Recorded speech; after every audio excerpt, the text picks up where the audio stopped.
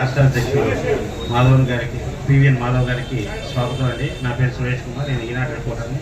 20 సంవత్సరాలుగా జర్నలిస్ట్గా ఉన్నాను. సో బాపట్ల జిల్లా కేంద్రం అయింది 2022 ఏప్రిల్ 4న. సో ఉన్నటువంటి రక్షిత నీటి పథకం 1984లో డిజైన్ చేశారండి. అప్పట్లో ఒక 50,000 మందికి సరిపడే విధంగా డిజైన్ చేశారు.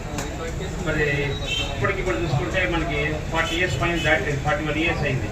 సో 40 సంవత్సరాల కింద ఏదైతే ఉన్న రక్షిత నీటి పథకం ఉంది ఇప్పుడు కూడా అదే ఉంది. వేసవికాలం వచ్చేసరికి తాగునీటి సమస్యలు వస్తూ ఉంది. జిల్లా కేంద్రం అయిపోయిన తర్వాత పాపులేషన్ కూడా 1,00,000 దాటింది.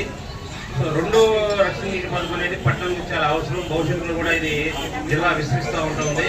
సో రెండో రక్షణ నీటి పథకం ఏర్పాటు చేయాలంటే అది కేవలం కేంద్ర ప్రభుత్వ సహకారంతో సాధ్యమవుతుంది. సో మనకి అమృత్ పథకం ద్వారా బాపట్లకి రెండో రక్షణ నీటి పథకాని కోసం నిధులు మంజూరు చేస్తే ఈ ప్రాంత ప్రజలు కూడా ఎంతో బాధ్యత రుణపడి ఉంటారు. ఇంకోటి వచ్చేసి ఇక్కడ వాజ్పేయి మోడీ గారు వందే భారత్ ట్రైన్ ప్రారంభిస్తున్నప్పుడు బాపట్ల కూడా ట్రైన్ 10 స్టేషన్ ఆవుతూ వెళ్ళింది. స్వచ్ఛందంగా ఎవరూ పిలవకుండా స్వచ్ఛందంగా 6,000 మంది వచ్చారండి ఆ కార్యక్రమానికి. అందులో వచ్చిన వాళ్ళు కూడా 100% యూత్ వచ్చారు. మేము ఆశ్చర్యపోయాం. అంటే జస్ట్ ఒక టీవీలో లేకపోతే పేపర్లో ఈ రోజు వందే భారత్ మోడీ గారు ప్రారంభిస్తున్నారు, ఇట్లా బాపట్ల స్టేషన్ అవుతుందని చెప్పి చిన్న ప్రకటన చూసి ఎవరూ పిలవకుండా వచ్చి అందరూ సెల్ఫీ దిగారు. దాని ముందు సొంత అసాధరేఖలతో వాళ్ళే పూలు తీసుకొని పూలు చేశారు. అంటే అంతగా అంటే నేను 20 సంవత్సరాలు జర్నలిజంలో చూస్తే అంటే ఒక నాయకుడు ఒక అభివృద్ధి కార్యక్రమాన్ని అంటే భారతీయ రైల్వేని వేగవంతంగా ఆధునీకరణ దిశగా అడుగులు వేయించింది ప్రధాని మోడీ గారు. అందరూ ఒప్పుకోవాల్సిందే. సో ఇలా చేసే ప్రతినిధి కూడా ఆశ్చర్యపోయారు.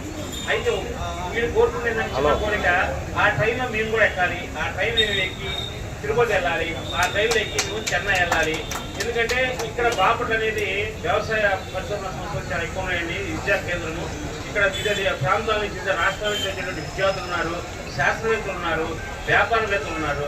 సో ఏంటంటే రైల్వే అధికారులని వాళ్ళ దృష్టి తీసుకెళ్తే వాళ్ళు ఏం చెబుతున్నారంటే ఇది జిల్లా కేంద్రం అయినా కూడా మేము మామూలుగా మా అంచనాకు ఆదాయానికి అనుగుణంగా ఇది లేదు, అందువల్ల మేము ఆపట్లేదు అంటున్నారు. ఒక ఎగ్జాంపుల్ మనం మాట్లాడుకుంటే ఇప్పుడు హైదరాబాద్ టు సికింద్రాబాద్ టు తిరుపతి వందే భారత్ తీసుకుంటే అది నల్గొండ ఆగుతుంది. నల్గొండ తర్వాత మిర్యాల కూడా ఆగుతుంది. సో బాపట్ల అనేది మిర్యాల కూడా తీసిపోయే పట్టణం కాదండి, ఇది జిల్లా కేంద్రము. సో మనకి సో ఏదో రెండింటి ఏదో ఒకటి ఈ మార్గంలోనే ఇంకోటి వెళ్తుంది. ఎక్కడ విజయవాడ టు చెన్నై వందే భారత్ కూడా వెళ్తుంది. ఈ రెండు వందే భారత్లు ఏదో ఒకటైనా సరే ఇక్కడ ప్రారంభిస్తే ఏదైతే మోడీ గారి యొక్క ట్రైన్ చూసింది దాంట్లో కూర్చొని కూడా బాపట్ల ప్రజలు ఇంకో అనుభూతి పొందుతారండి. ఇంకోటి రైల్వే స్టాపింగ్స్ గురించి కూడా అంటే గతంలో కొన్ని స్టాపింగ్స్ ఉన్నాయి, మామూలు కరోనా టైంలో కూడా తీసేశారు. ప్రజలు ఎక్కువగా కోరుకున్నటువంటి కొన్ని ట్రైన్స్ ఉన్నాయండి. సో ఆ ట్రైన్స్ కనీసం 1-2 కన్నా ఆగితే బాగుంటుంది.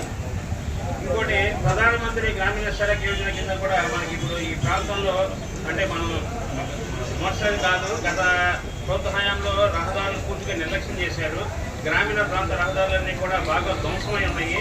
సో కొంచెం ప్రత్యేక దృష్టి పెట్టి ఈ జిల్లాలో గ్రామీణ ప్రాంత రహదారుల అభివృద్ధికి మనకి ఆర్టీఎఫ్ ఫండ్ కానీ రోడ్ డెవలప్మెంట్ ఫండ్ కానీ లేకపోతే మనకి ప్రధానమంత్రి గ్రామీణ సడక్ యోజన కింద కూడా కాస్త నిధులు మంజూరు చేయిస్తే ప్రజలు కూడా సంతోషంగా ఉంటారండి.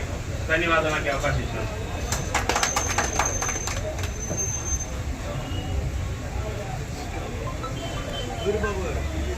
అలాగే ట్రైన్స్ కూడా 2-3 తీసేసి వెళ్తున్నారు. అందువల్ల బాపట్ల పట్టణంలో ప్రజలు పెరిగారు కానీ ట్రైన్స్ సౌకర్యం సరిగా లేదు. అదొకసారి మీరు దయించు ఢిల్లీలో చెప్తే ఉపయోగకరంగా ఉంటుంది. తర్వాత బాపట్ల పట్టణంలో ఆర్టీసీ వ్యవస్థ కూడా చాలా ప్రయాణ సౌకర్యాలు సరిగా లేదు, అది కూడా పెంచవలసిందిగా కోరుతున్నాం.